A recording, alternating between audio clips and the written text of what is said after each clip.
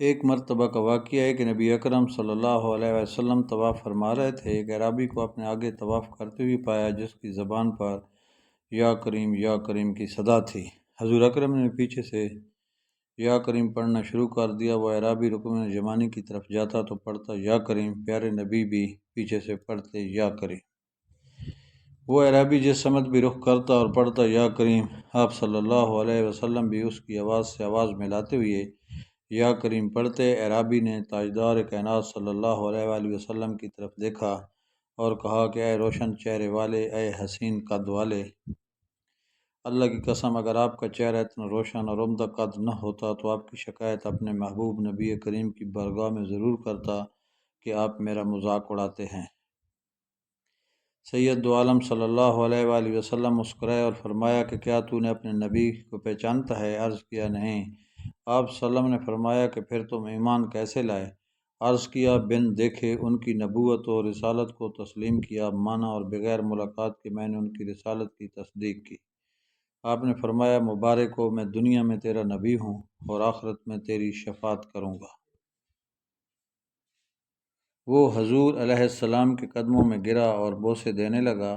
آپ نے فرمایا میرے ساتھ وہ معاملہ نہ کر جو اجمی لوگ اپنے بادشاہوں کے ساتھ کرتے ہیں۔ اللہ نے مجھے متکبر و جابر بنا کر نہیں بھیجا بلکہ اللہ نے مجھے بشیر و نذیر بنا کر بھیجا ہے۔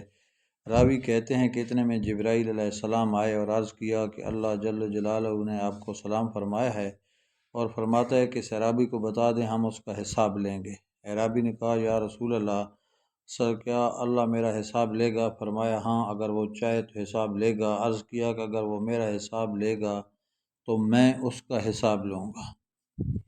آپ صلی اللہ علیہ وآلہ وسلم نے فرمایا کہ تو کس بات پر اللہ سے حساب لے گا؟ اس نے کہا کہ اگر وہ میرے گناہوں کا حساب لے گا تو میں اس کی بخشش کا حساب لوں گا، میرے گناہ زیادہ ہیں کہ اس کی بخشش۔ اگر اس نے میری نافرمانیوں کا حساب لیا تو میں اس کی معافی کا حساب لوں گا۔ اگر اس نے میرے بخل کا امتحان لیا تو میں اس کے فضل و کرم کا حساب لوں گا۔ حضور اکرم صلی اللہ علیہ وسلم یہ سب سماعت کرنے کے بعد اتنا روئے کہ ریش مبارک آنسوؤں سے تر ہو گئی۔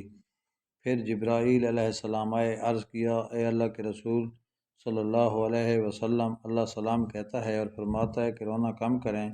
آپ کے رونے سے فرشتوں کو تسبیح و تحلیل بلا دی۔ اپنے امتی کو کہیں نہ وہ ہمارا حساب لے نہ ہم اس کا حساب لیں گے، اور اس کو خوشخبری سنا دیں یہ جنت میں آپ کا ساتھی ہوگا۔